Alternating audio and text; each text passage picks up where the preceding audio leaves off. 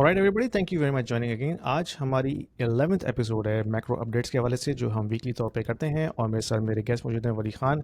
जो हमारे टॉपिक्स हैं आज, वो बेसिकली तो यही है कि मार्केट ये जो डायनामिक्स हैं इस वक्त वो ऑल टाइम हाई हैं। अगर आप स्टॉक मार्केट देखते हैं या क्रिप्टो देखते हैं, फिर इसके अलावा जो फेडरल रिजर्व की तरफ से रेट कट की अनाउंसमेंट आने वाली है नेक्स्ट वीक में, प्रीटी मच एक्सपेक्टेड है कि वो रेट कट करेंगे। लेकिन हो सकता है वो ना भी करें, लेकिन ज़्यादा जो मार्केट में एक्सपेक्टेशन है वो यही है कि रेट कट होगा। तो उस पर हम थोड़ी सी बात करेंगे। फिर हम मज़ीद डिटेल्स में जाएंगे कि गोल्ड की मार्केट में क्या हो रहा है, कमोडिटीज़ में क्या हो रहा है, और क्या फॉरवर्ड गाइडेंस हमें नज़र आ रही है एनालिस्ट की तरफ से। तो आज हम उस पर थोड़ा सा टच बेस करेंगे। तो हमारे गेस्ट मौजूद हैं। वली अस्सलाम वालेकुम, कैसे हैं आप? वालेकुम सलाम यासीन, कैसे हो? खैरियत से हो? Good that we are gaining the momentum again. हम मैं कौन सा? ये 11th एपिसोड है इसकी, अपने वीकली की। होपफुली हम इसी तरह से चलते रहें। बिल्कुल। तो वली, हम रिकॉर्डिंग से पहले बात कर रहे थे कि जो पिछले रिसेशन आए उसमें हमने देखा है कि जो लग्जरी आइटम्स की जो सेल है, वो जो है कुछ एरियाज़ में तो वीक हो जाती है, लेकिन कुछ एरियाज़ में उसकी जो है स्ट्रेंथ नज़र आती है।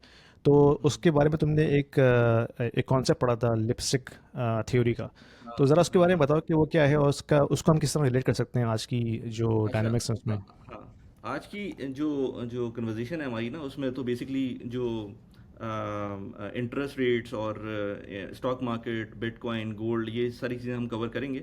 बट उसके अंदर दो इंपॉर्टेंट चीज़ें जो मैं शुरू में बोलना चाहूँगा। एक तो ये कि एक साहब से मेरी बात हो रही थी, इस पे आता हूँ मैं लिपस्टिक वाली थ्योरी के ऊपर।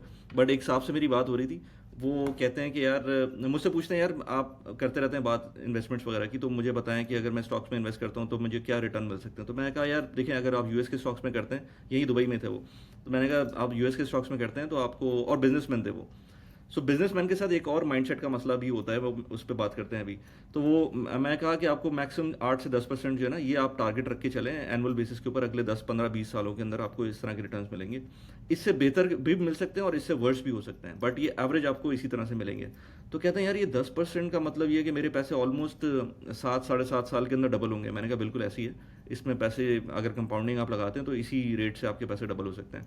तो कहते हैं, यार ये तो बहुत कम है, मैं बिज़नेस करता हूँ यहाँ पर 3 महीने में पैसे डबल कर सकता हूँ। मैं अगर कोई भी चीज़ लेता हूँ, उसको सेल करता हूँ, तो प्रॉपरली अगर मैं काम करूँ तो ये पैसे तो 3 महीने में डबल हो जाते हैं। मैंने कहा, यार अगर ऐसा है तो फिर आप कभी भी इस डोमेन में आ ही नहीं सकते, इन्वेस्टमेंट की डोमेन के अंदर, क्योंकि फिर आपको बिजनेस का पता है कि आप कैसे कर रहे हैं, and this is good for you अगर आप इस तरह से कर सकते हैं। बट प्रॉब्लम ये है, अगर आप इस तरह से करते हैं तो आप समझ रहे हैं आप कह क्या रहे हैं, और अभी आप किस पोजीशन पर हैं, और आप क्यों बेहतर नहीं हो पा रहे उसके बाद। मतलब आप सोच रहे हैं ना कि इन्वेस्टमेंट करनी है, मेरी वीडियोस देख रही हैं, तो कोई वजह ही है आप मेरी वीडियोस देख रहे हैं। अदरवाइज आपको क्या ज़रूरत है कि आप अगर 3 महीने में पैसे डबल कर रहे हैं, तो इमेजिन करें आप 3 महीने छोड़ें, आप सिर्फ 1 साल में पैसे डबल कर लें। आप जो भी आप काम करते हैं उसको 1 साल में डबल कर लें, यानी कि 1 लाख रुपए लगा रहे हैं, 2 लाख रुपए कर लेंगे 1 साल के अंदर, और उसके अगले साल 4 लाख हो जाएंगे, और उससे अगले साल 8 लाख हो जाएंगे, और ये प्रोसेस चलता रहेगा। तो कहते हाँ, मतलब ये हो सकता है बहुत आराम से। मैंने कहा, अगर ये हो सकता है ना, तो इमेजिन करें, मैं आपको पाकिस्तानी रुपये टर्म के अंदर बात करता हूँ, मैं आपको 10 लाख रुपए देता हूँ। आप 10 लाख रुपए को 10 साल में पता है क्या कितना बना सकते हैं? कहता है कितने बना सकते हैं? मैंने कहा, आप कंपाउंडिंग सोच भी नहीं सकते कि कंपाउंडिंग कैसे काम कर रही होती है। तो मैंने अभी वो एक, बल्कि कंपाउंड इंटरेस्ट कैलकुलेटर मैंने उनके सामने खोला, मैं अभी यहाँ पर भी जो है वो खोलता हूँ ज़रा, और दिखाता हूँ कि उस पर इम्पैक्ट क्या आता है। क्योंकि इम्पॉर्टेंट ये है कि आप कहने में बहुत चीज़ें आराम से कह सकते हैं, बट जब करने में आते हैं ना, तो आपको पता चलता है कि इतना आसान नहीं है, और फिर अगर इतना आसान है तो फिर हो क्यों नहीं रहा है। सो मैंने इस कैलकुलेटर के अंदर, लेट्स से 1 मिलियन, ये डॉलर्स के ऊपर है, लेकिन आप इसको रुपये पे कर लें, जिस भी करेंसी में करना है कर लें। तो डॉलर्स के अंदर लिख दिया मैंने इसके अंदर, let's say 1 million, sorry, yes 1 million, 10 lakh रुपए हैं मेरे पास। और इसको मुझको लेट्स से 90, क्योंकि इस कैलकुलेटर में 100 से ऊपर मैं जा नहीं सकता। यहाँ पर मैं 100 करता हूँ ना तो वो एरर देता है, तो मैं 99 कर देता हूँ। 99% के ऊपर आप इसको ग्रो करते हैं, यानी कि डबल करते हैं, ऑलमोस्ट डबल करते हैं हर साल हर उसको। साल। लेंथ ऑफ टाइम मैंने 10 ईयर्स दे दिया है, ठीक है, और उसको कंपाउंडिंग फ्रीक्वेंसी एनुअल कर दिया। इसको जब मैं कैलकुलेट करूंगा, तो मुझको वो जो अमाउंट दिखा रहा है ना, वो दिखा रहा है तकरीबन कोई 1 बिलियन, 1 बिलियन रुपीज़, यानी कि अंडर, स्लाइटली अंडर 1,000 मिलियन। सो उनको जब मैंने ये दिखाया, तो उन्होंने कहा, यार हाँ ये, मैंने कहा अगर आप ऐसा कर सकते हैं, और बिजनेस आप लेट्स से पिछले 3 4 साल से कर रहे हैं, 5 साल से कर रहे हैं, और आपको पता है हर 3 महीने बाद आप डबल कर रहे हैं, चलें 3 महीने छोड़ें, हर साल डबल कर रहे हैं, तो आप उस लेवल पे तो होना चाहिए ना जिस लेवल पे ये दिखा रहा है, और आपके पास कैपिटल भी बहुत ज़्यादा है। तो फिर वो सोच में पड़ गए थे। मैंने कहा था यार हर चीज़ जो है ना इतनी ब्लैक एंड वाइट नहीं होती, बिजनेस के अंदर अप्स एंड डाउन आ रहे होते हैं। आपको आप ये थोड़ी कि हर वक्त प्रॉफिटेबिलिटी में जा रहे होते होंगे, हर वक्त आपको उसी तरह का प्रॉफिट मिल रहा होता है जिस तरह का आप अभी मुझे बता रहे हैं। तो ये चीज़ें, बिजनेसमैन का मसला ये है कि वो अपने बिजनेस को उसी तरह से देख रहा होता है, जिस तरह से वो अज्यूम करता है कि हर चीज़ उसी तरह से चलेगी, तो ऐसा नहीं होता। तो नॉर्मल जो पैसिव इन्वेस्टमेंट्स हाँ। होती हैं, उसमें चाहे वो रियल एस्टेट हो जाए, चाहे वो स्टॉक मार्केट हो जाए, तो अगर आप रेंटल की बात करेंगे रियल एस्टेट के अंदर भी, वो भी एक स्पेसिफिक अमाउंट से चल रहा होता है, 5 से 6%। लेट्स से दुबई के अंदर रेंटल यील्ड है। हाँ, उसमें प्रॉपर्टी प्राइस कितनी अप्रिशिएट होती है, कितनी नहीं होती है, ये तो ये आपकी बाइंग डिसीजंस है। इसी तरह से स्टॉक्स के अंदर भी कुछ चीज़ें डबल हो जाती हैं, ट्रिपल हो जाती हैं प्राइस के अंदर। कोई आईपीओ आता है, वो आपको डबल ट्रिपल का फ़ायदा देता है, लेकिन वो पैसिव इन्वेस्टमेंट तो नहीं है ना। उसके अंदर तो आप बहुत सोच कर, कैलकुलेट करके इन्वेस्ट कर रहे हैं, तब जाके आपको उस तरह के रिटर्न्स मिल रहे हैं। तो मेरा पॉइंट सिर्फ ये था यहाँ पर कहने का कि जो रिटर्न्स आपको पैसिवली मिलते हैं, अगर वो 10% से ऊपर जा रहा है, अगर आप लॉन्ग टर्म पे उसको सस्टेन कर पाते हैं, तो इसका मतलब ये है कि फिर आप बहुत अच्छे इन्वेस्टर हैं। वॉरेन बफे की कंपनी भी, बर्कशायर हैथवे, एवरेज जो उनका रिटर्न है वो 20% का है एनुअल बेसिस के ऊपर। सो आप 20% को, जब इतना बड़ा इन्वेस्टर 20% ले रहा है, तो आप कैसे उसको बीट कर सकते हैं? अगेन लॉन्ग टर्म के ऊपर, एक साल के ऊपर हो सकता है आपका डबल हो जाए पैसे। मेरे अपने पाकिस्तान स्टॉक्स के जो पोर्टफोलियो है वो डबल हुआ है। यूएस के स्टॉक्स का पोर्टफोलियो भी डबल तो नहीं, लेकिन लेट्स से 50% इंक्रीज हुआ है पिछले एक साल के अंदर।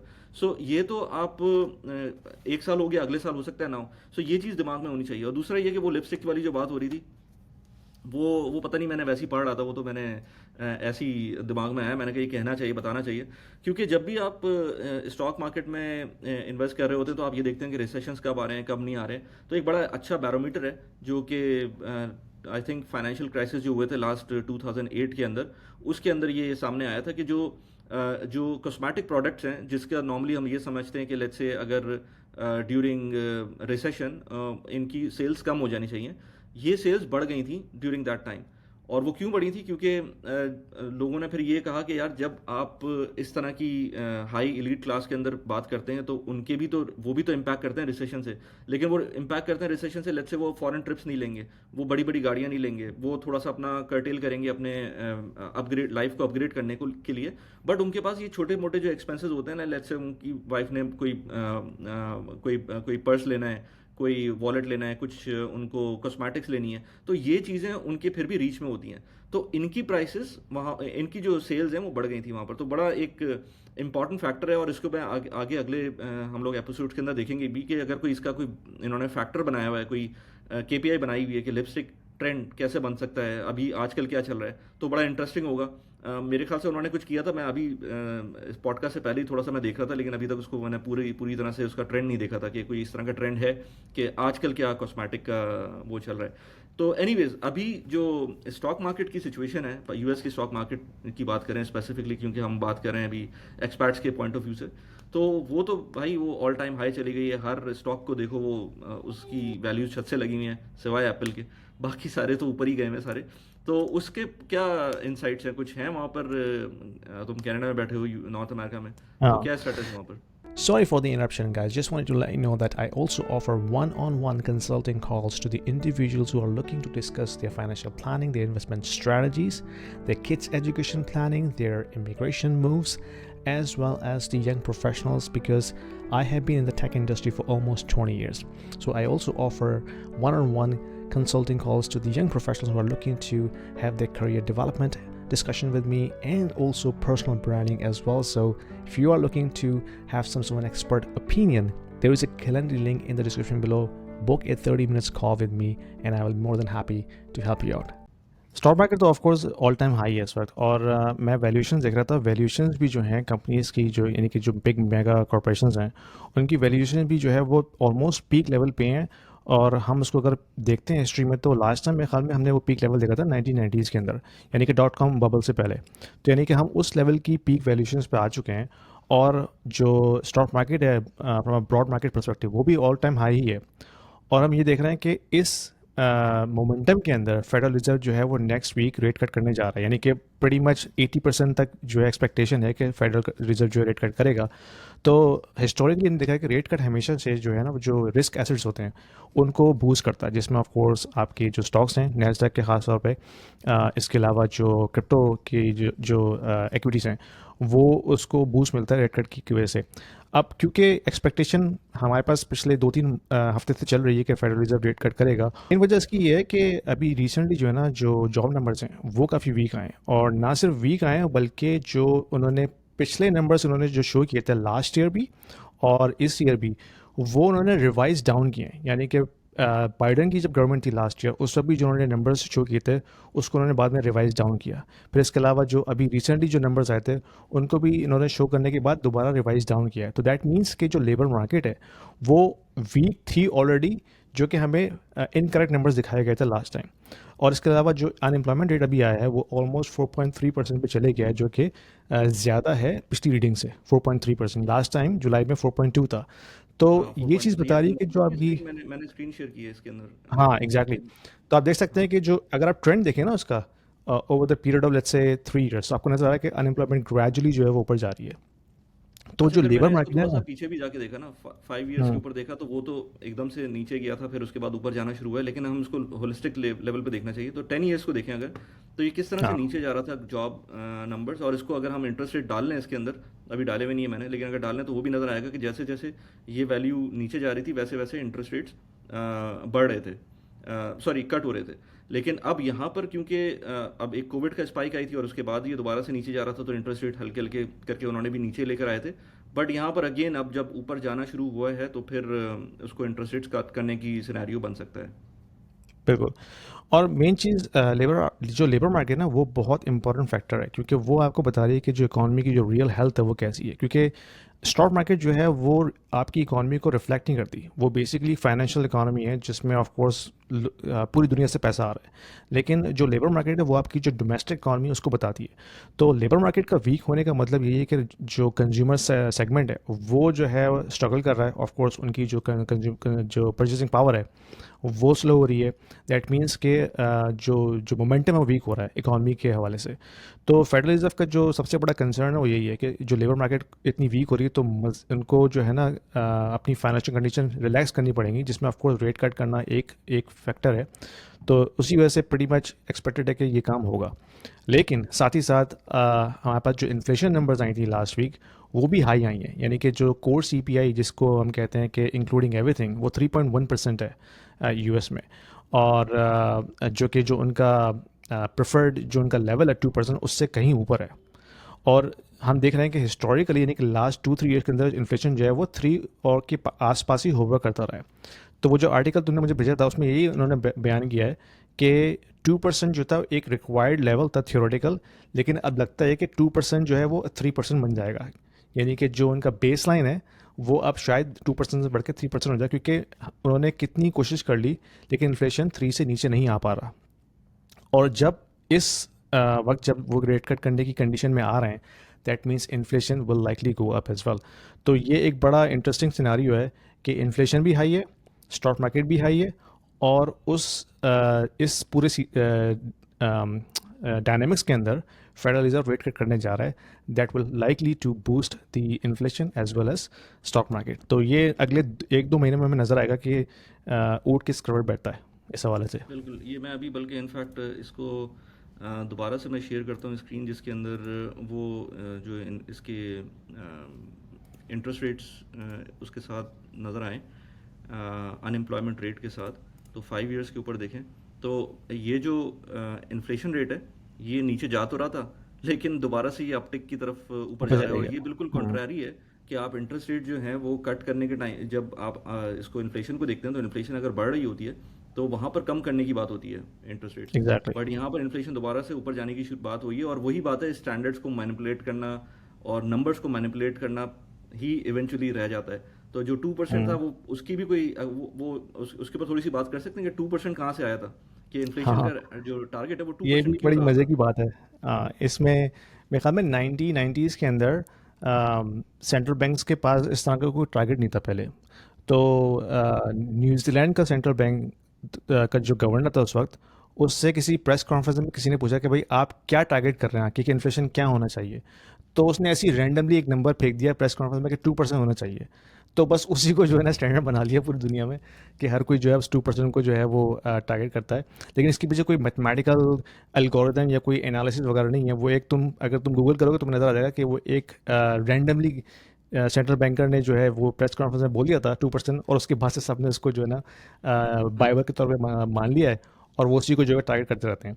तो that that is the funny scenario about to हाँ, परसेंट तो अब इन्फ्लेशन उसको टारगेट। 2% से वो 3% कह देंगे तो उनके लिए कोई मसला नहीं है, क्योंकि एग्जैक्टली। वो हाँ। मोमेंटम रखना है। जॉब्स की तो एक इम्पॉर्टेंट चीज़ है, जॉब हाँ। इन्फ्लेशन से ज़्यादा मेरे ख्याल से जॉब्स की इम्पोर्टेंस है। Financial education is very important for everybody, especially for the kids who are still at school. Because when they grow up and go into the professional lives, if they don't know how to manage their finances, that is going to be a disaster to begin with. I have just published an ebook for the kids aging between 10 and 16 years to understand how they can manage their finances. So when they grow up, they know exactly how to manage their personal finances, because I have broken it down at a very, very basic level. What is money? How can we save? How can we invest? What is debt? How can we use debt? What is credit card? And how we can set ourselves for the financial future when we go into our professional life. So if you are a parent looking for a very simple to use ebook for your kids, click the link below to order the copy for your kids and let me know what you think about that. Let's get back to the video. बिल्कुल। जो labour market है ना वो सबसे सबसे important चीज़ है, क्योंकि वो आपकी जो रियल इकोनॉमी है उसकी हेल्थ बता रही है कि अगर लेबर मार्केट स्ट्रगल कर रही है, अनएम्प्लॉयमेंट बढ़ रही है, जॉब्स उस तरह से नहीं आ रही जिस हिसाब से पॉपुलेशन आपकी इंक्रीज़ हो रही है, तो ऑफ कोर्स दैट मीन्स कि लोगों की जो अर्निंग का पोटेंशियल है वो कम होता जा रहा है। तो वो फिर रिफ्लेक्ट करता है रियल इकोनॉमी के अंदर। तो सबसे इंपॉर्टेंट चीज़ उनके लिए वही है कि लेबर मार्केट उनको सस्टेन रखनी है। अगर वो बिगड़ रही है that means they have to do something to stimulate that. और वैसे देखा जाए तो जो 2% का टारगेट है वो भी ठीक नहीं है। यानी कि अगर आप कंज्यूमर के लेंस से देखते हैं, दैट मीन्स कि 2% भी जो है वो आपके फेवर में नहीं है। यानी कि अगर आप जो भी अर्न करते हैं दैट मीन्स गारंटी 2% आप लूज़ कर रहे हैं in the form of inflation.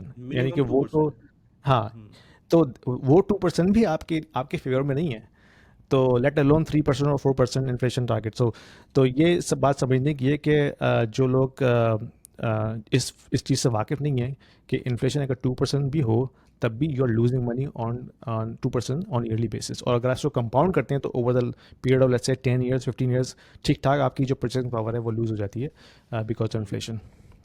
हाँ, मैं यहाँ पर कुछ लोगों को जानता हूँ जो कोई इन्वेस्टमेंट नहीं करते। पैसे सही हैं, सैलरीज अच्छी हैं, बट इन्वेस्टमेंट के नाम पे कुछ भी नहीं है, और ना ही कोई एसेट बनाते हैं। मतलब उनके अपने रीजंस होते हैं। वो कहते हैं नहीं हमें मैं यूएई में हूँ ना यहाँ पर, तो कुछ लोगों से बात होती है तो कहते हैं नहीं यार हमें पाकिस्तान में कुछ इन्वेस्ट नहीं करना, वहाँ पर लेट्स से प्रॉपर्टी के ऊपर बहुत ज़्यादा स्कैम्स होते हैं, तो वो तो करना ही नहीं है। मैंने कहा चलो ठीक है, वहाँ नहीं करना, स्टॉक्स में ही कर लें, स्टॉक्स में तो ऐसे स्कैम नहीं होते। तो कहते हैं स्टॉक्स हमें समझ नहीं आते तो हमें करना नहीं है वो। मैंने कहा ठीक है, वो नहीं करना तो आप यहाँ पर यूएई में कुछ कर लें। तो यूएई में कहते हैं कि नहीं यार वो प्रॉपर्टी यहाँ पर पता नहीं ऊपर नीचे होती है तो यहाँ पर भी नहीं करना। मैंने कहा अच्छा चलें, फिर वो भी नहीं करना तो गोल्ड में ही कर लें। कह रहे हैं हाँ गोल्ड में थोड़ा बहुत कर लेते हैं, बट पैसे हमारे पास वैसे ही रखे मैं बैंक अकाउंट के अंदर। अच्छा वो माशाल्लाह से वो इंटरेस्ट वगैरह से भी दूर रहते हैं। तो करंट अकाउंट में पैसे रखे हुए हैं। पिछले आई थिंक 15 साल से कोई ऐसा मेजर इन्वेस्टमेंट नहीं की सिवाय गोल्ड के, और हर ऑफ कोर्स ज़कात भी देनी पड़ती है, और इन्फ्लेशन तो है ही। तो आप जो है ना 2.5% की ज़कात दें गोल्ड के ऊपर, कैश के ऊपर, प्लस ये कि आपको इन्फ्लेशन की वैसे ही गवर्नमेंट्स को देने हैं पैसे इन्फ्लेशन की फॉर्म में। तो पिछले 10 साल के अंदर किसी ने अगर कोई इन्वेस्टमेंट नहीं की भी, पैसे रखे हुए हैं, इवन गोल्ड नहीं खरीदा हुआ, तो इमेजिन कर सकते हैं कि आपने अपने साथ कितनी बड़ी डिसर्विस की, अपनी फैमिली के साथ हम्म, कितनी डिसर्विस की है। कोई फ़ायदा नहीं हुआ बिल्कुल। है इस चीज़ और का। लोगों को इस बारे में अंदाज़ा नहीं होता। मेरा बल्कि एक बहुत पर्सनल सा वाक़या है, मैं आपको बताता हूँ। मेरा एक दोस्त है बहुत अच्छा, एनईडी का ही ग्रेजुएट है, और वो यूके में होता है। मैं उसका नाम नहीं लूँगा, लेकिन कुछ अरसे पहले उसको मेरे पास फ़ोन आया। तो वो मेरी वीडियो उसने देखी होंगी, तो वो मुझसे पूछना चाहता था कि यार इन्वेस्टमेंट करनी है तो मुझे बताओ क्या करना चाहिए। तो वो खुद बता रहा था कि यार मेरे पास इतने अरसे से जो है ना कैश पड़ा हुआ था, और मैंने ऐसा कुछ भी नहीं किया। मुझे कई लोग बोलते थे यार तुम बिटकॉइन खरीद लो या तुम ये कर लो, लेकिन मैंने कुछ भी नहीं किया। वो पिछले कितने सालों से वो कैश बैंक में ऐसे ही रखा हुआ है करंट अकाउंट के अंदर। तो वही हम बात कर रहे हैं कि लोगों को पता नहीं होता कि आप अगर आप कुछ भी ना करें, आप इन्फ्लेशन की मद में जो है मिनिमम 2% ऑन एनुअल बेसिस आप लूज़ कर रहे हैं। और वो और जो अगर आप पीछे उसको टाइम कंपाउंड पीरियड करते जिसके हैं अंदर लेट्स से 5 सात इयर्स के सात ऊपर या 10 छः इयर्स के परसेंट ऊपर, हाँ हाँ। एग्जैक्टली। तो अगर आप उसको कंपाउंड करते हैं तो फिर तो आप ठीक ठाक आपकी परचेसिंग पावर जो है लूज़ हो रही है। तो लोगों को अंदाज़ा नहीं होता इस बारे में। बिल्कुल आपके पैसे आधे हो गए ना। आप फिर कोई हुँ, एसेट लेने जाते हैं तो आपको वही वही एसेट उसी तरह से एक्सपेंस। अच्छा, इसमें भी एक बड़ा इंटरेस्टिंग पार्ट है। कुछ लोग कहते हैं कि यार हम पाकिस्तान के अंदर अभी रिसेंटली इंटरेस्ट रेट बहुत ज़्यादा थे, तो वो कहते हैं यार हमने घर बेच के एक काम करते हैं, घर बेच दिया है, अब हमने जो है ना 10 करोड़ रुपए हमने डाल दिए हैं वो बैंक अकाउंट के अंदर, अच्छे खासे पैसे मिल रहे हैं। अब वो मुझे कैलकुलेशन ओवर द माइंड मुझे याद नहीं आ रही है, बट मैंने उनको ये समझाया, मैंने कहा देखें आपने घर बेच दिया विच इज़ फाइन, कि आपको बड़ा घर नहीं चाहिए था, आपको कैश फ्लो चाहिए था, आपको you were interested in that. But अब आप ये सोचें कि वो जो 10 करोड़ का घर बेचा था आपने, अब अगर मार्केट बेहतर हो जाती है पाकिस्तान की रियल एस्टेट की, तो इवेंचुअली वो जो एसेट था अब दोबारा आप 10 करोड़ का नहीं खरीद सकते। आपने जो इंटरेस्ट उस पर लेना शुरू कर दिया है वो आप कंज्यूम कर रहे हैं। तो वो ये तो नहीं है कि आप उसको री इन्वेस्ट कर रहे हैं, आपने तो उसको कंज्यूम करने के लिए यूज़ किया है। तो वो आप कंज्यूम करते रहेंगे, और वो जो घर था उसकी वैल्यू अब आप दोबारा से बैंक से वो पैसे निकालेंगे और 10 करोड़ रुपए का घर लेने जाएंगे, तो प्रॉबली अगर मार्केट अच्छी हो जाएगी तो वो आप दोबारा से नहीं खरीद सकते उन पैसों हुँ, में। तो ये तो हम 1 साल के ऊपर बात कर रहे हैं, लेकिन अगर इसी को 10 साल के ऊपर लेके चले जाएं तो फिर तो कैश की वैल्यू तो कुछ भी नहीं रहेगी। और पाकिस्तान जैसे मुल्क में जहाँ पर डिवैल्यूएशन वैसे ही ज़्यादा है, तो आप अगर इंटरेस्ट को कम्प्लीटली कंज्यूम करना शुरू कर देते हैं तो वो तो फिर आपका सारा सब कुछ इरोड हो जाएगा। ये इंटरेस्ट की बात हो रही है। अगर आप उसको बिल्कुल। करंट अकाउंट में रखते हैं फिर तो बिल्कुल ही खत्म हो गया फिर ना, तो फिर तो आप जो उसकी बिल्कुल ही गए कंपाउंडिंग ना। होगी फिर तो आप गए हाँ, उसके अंदर। बिल्कुल। बिल्कुल। सो गोल्ड उस पॉइंट ऑफ व्यू से अगर हमने स्टॉक मार्केट को उसमें कवर ऑलमोस्ट पूरा कर लिया या अभी कुछ कुछ रह गया उसके अंदर? इसमें एक चीज़ बस ये कहूँगा कि रिसेंटली जो कुछ स्टॉक्स उन्होंने बहुत ज़बरदस्त रैली दिखाई है, जिसमें ओरेकल का स्टॉक खास तौर पे शामिल है। 40% ओवरनाइट चली गया था ऊपर वो। और जो क्वांटम कंप्यूटिंग के स्टॉक्स हैं, उनमें बहुत ज़्यादा बूस्ट आया है अभी लास्ट वीक। आई थिंक एक एक दिन के अंदर जो है 15 to 20% उसने ग्रोथ दिखाई है। तो अब यही होता है कि इस तरह के इन्वायरमेंट में जबकि इतना हिस्टीरिया है, इतना यूफोरिया है मार्केट के अंदर और रेट कट होने वाला है, तो बड़ा इंटरेस्टिंग सा सिनेरियो कि अब नेक्स्ट वीक होगा क्या जब रेट कट हो जाएगा। या तो मेरे ख्याल से बाय द कुछ नहीं न्यूज़ होगा ये। और हाँ, हाँ, buying the news sell the rumours, वो यही वाला हाँ वही वही सिनेरियो वाली है। सीन होगा। हाँ, हम्म। अगर हाँ, अगर वो नहीं करते फॉर एनी रीजन फिर एक मसला हो हाँ सकता है, फिर बड़ी फिर डिप आ फिर सकती है। मार्केट ने ठीक ठाक डिप लेना है अगर नहीं होता तो। हाँ, तो इट डिपेंड्स, अपने हम्म, अपने अकाउंट में पैसे रख लें, हो सकता है कुछ बढ़ जाए, या फिर हाँ, अभी निकाल लें। मतलब ये depends on person to person. मैं तो खैर इन एनी केस बाइंग कर हाँ, रहा होता हूँ, तो मुझे वो इतना वो मसला नहीं है। लेकिन हाँ, अगर रेट कट नहीं होते तो ये it can be a disaster for stock market for short बिल्कुल, टर्म। सही। बिल्कुल।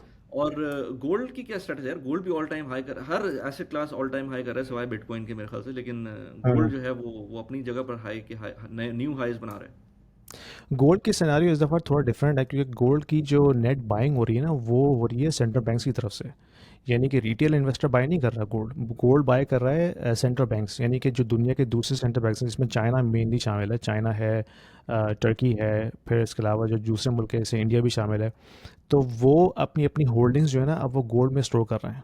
यानी कि एक मैंने चार्ट अपनी पिछली वीडियो में कवर किया था कि 1996 के बाद से इस दफ़ा हम देख रहे हैं कि जो सेंट्रल बैंक्स की जो बैलेंस शीट है उस पे गोल्ड की जो क्वांटिटी है परसेंटेज वाइज वो यूएस ट्रेजरी से बढ़ गई है। यानी कि historically US treasuries was the ultimate reserve for central banks to store on on their surplus.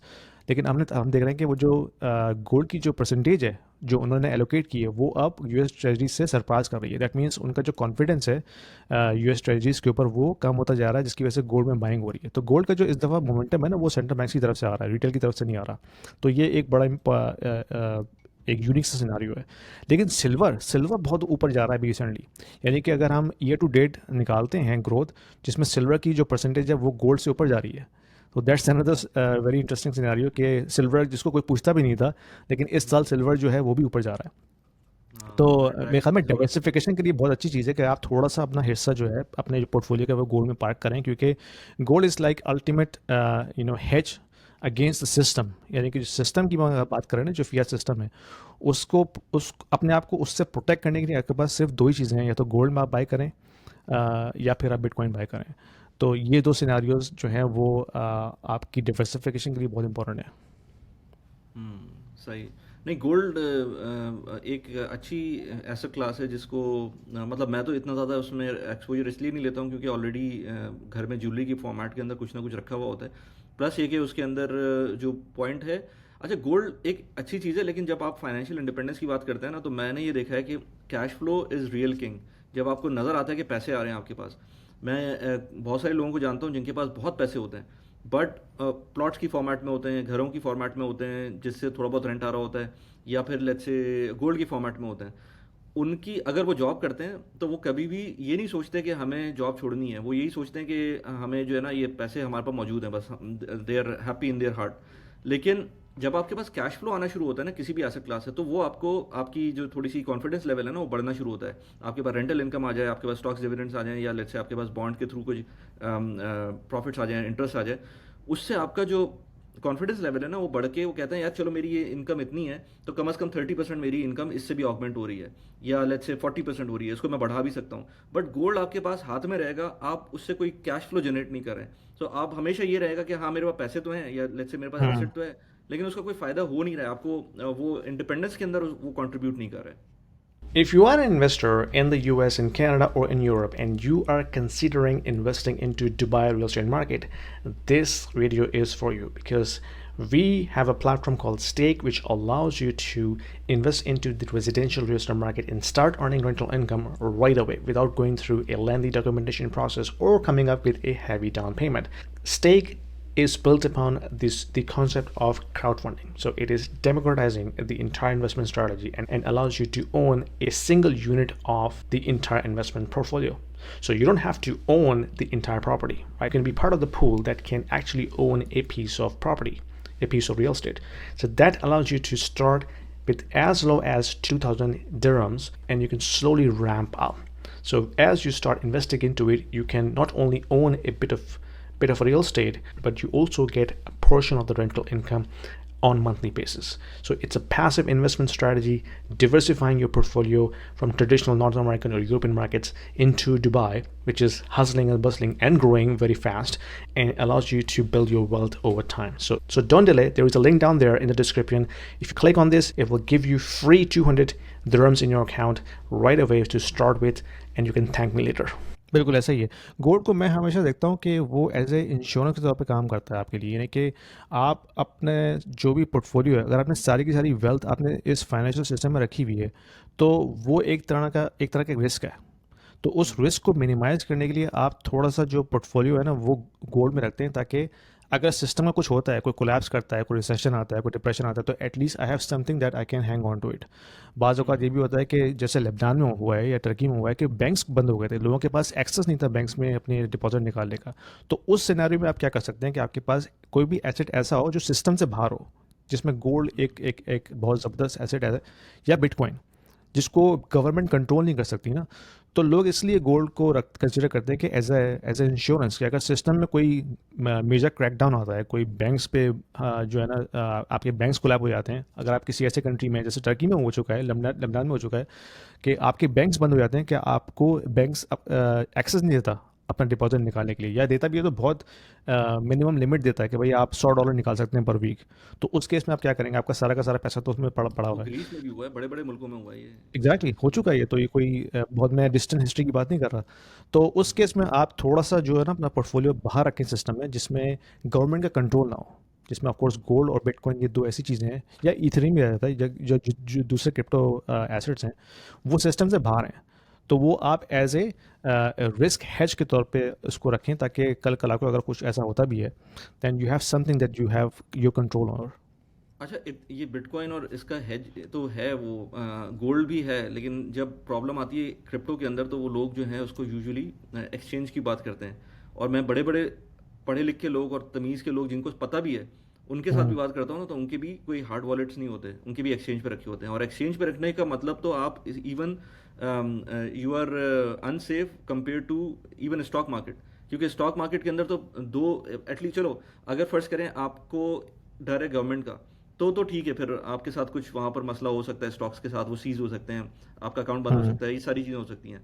But अगर आपका एक्सचेंज पे पड़ा हुआ है तो वो तो डबल वैमी हो सकता है, क्योंकि गवर्नमेंट तो उसको बिल्कुल। एक्सेस कर ही सकती है। क्योंकि हमने पाकिस्तान में देखा है कुछ यूट्यूबर्स अभी रिसेंटली, उनका उनका एक्सचेंज तो एक्सेस हो गया, कोई मसला ही नहीं था उनके लिए, उनको पता है हम्म। कि क्या क्या उसमें रखा हुआ है, और वो वहाँ पर एग्जैक्टली। ट्रांजेक्शन भी हो सकती हैं। बट अगर आपका एक्सचेंज डूब जाए जो कि पहले हो चुका है, एफटीएक्स के साथ हो चुका है और भी हम्म, डिफरेंट कई कंपनीज बार हो के चुका है। साथ। वो एक हाँ। अलग मसला है, वो इंश्योर्ड भी नहीं होगा, तो वो डबल वैमी होगी। तो हम्म। उसको भी समझना चाहिए, जब भी कोई इन्वेस्टमेंट कर रहे हैं तो आपको समझना चाहिए कि इंश्योरेंस क्या है उस चीज़ की, हाँ। पीछे किस तरह असल से में वो क्रिप्टो स्ट्रक्चर में आ भी रहा जो है। है ना दो तरह के लोग होते हैं ना, एक तो वो होते हैं जिन्होंने सिर्फ डेली बेसिस पे ट्रेडिंग करनी है, तो उनको तो रखना अपना जो भी पोर्टफोलियो एक्सचेंज पे रखना है, क्योंकि वो बार बार तो वॉलेट्स को कनेक्ट नहीं करेंगे ना। लेकिन हम्म। दूसरे टाइप के लोग होते हैं जिन्होंने सिर्फ एज ए सेफ्टी के तौर पे क्रिप्टो में पैसे बाहर करने हैं, तो उनके लिए ऑफ कोर्स ये करना इजी है कि वो जो भी उन्होंने क्रिप्टो के कॉइन्स खरीदे हुए हैं वो उसको हार्ड वॉलेट में कन्वर्ट करके उसको बिल्कुल डिस्कनेक्ट करते हैं सिस्टम से, क्योंकि उनको बार बार तो उसको ट्रेड नहीं करना, तो वो मेक सेंस करता है कि आप जो है हार्ड वॉलेट पर लेके चले हैं और जो कम्प्लीटली ऑफलाइन। लेकिन जो लोग डेली की बेसिस पे ट्रेड कर रहे हैं, तो उनकी मजबूरी है कि उनको फिर उसको एक्सचेंज पे रखना पड़ेगा, क्योंकि वो बार बार वो वैलेट अपने वॉलेट को कनेक्ट करें ट्रांसफ़र करें तो इतना वो ईजी नहीं होता। हाँ सही है। अच्छा, मैं ऑयल को भी देख रहा था, तो उसमें क्या सिनेरियो चल रहा है अभी? अभी रिसेंटली भी यहाँ पे मसले हाँ, हुए थे मिडल ईस्ट के अंदर भी, तो उसके बाद ऑयल की क्या उस पे सिचुएशन ऑयल है? ऊपर गया नहीं। हाँ, मैं देख रहा था कि जब अटैक हुआ है कतर पे, कतर। तो मैंने हम्म। इमीडिएटली ऑयल की प्राइस चेक की, तो ऑयल की प्राइस पे इतनी मूवमेंट आई नहीं थी, जो कि काफ़ी हैरत वाली बात है।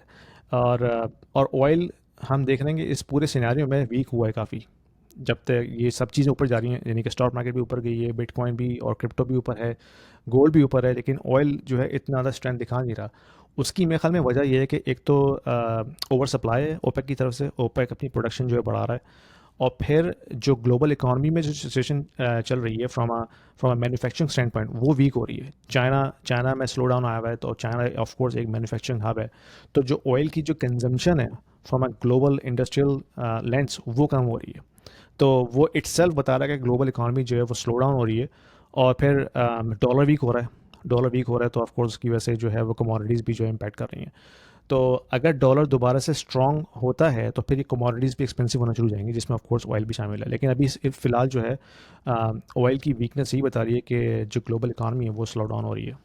अच्छा, ये ऑयल क्योंकि हर जगह पे इम्पैक्ट करता है, चाहे पूरी दुनिया में कोई भी मुल्क हो, तो यूएस को तो इम्पैक्ट करता ही है। तो अगर ये नीचे जा रहा है तो इससे इन्फ्लेशन भी इम्प्रूव होगी, जब ऑयल प्राइस नीचे जा रही है, तो ये भी बिल्कुल। एक फैक्टर होगा। इंटरेस्ट रेट को जब कट डाउन करते हैं तो उसको कंसिडर करने में, ठीक है इन्फ्लेशन ऊपर तो जा रही है, बट हम्म। क्योंकि ऑयल प्राइसेस का एक बहुत बड़ा इम्पैक्ट होता है इन्फ्लेशन के ऊपर, तो अगर वो डाउनवर्ड ट्रेंड्स हैं तो हो सकता है उसको भी कंसिडर करते हुए उसको वो रेट कट करें उसकी बेसिस के ऊपर।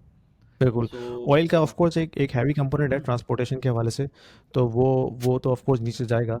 लेकिन जो आई थिंक इन्फ्लेशन में जो मेजर फैक्टर है ना, वो बेसिकली है एक तो लिविंग कॉस्ट, यानी कि रेंटल कॉस्ट, और फिर ऑफ कोर्स फूड प्राइसेस जो हैं वो प्रीटी मच एवरीवेयर जो है एक्सपेंसिव हो रही हैं।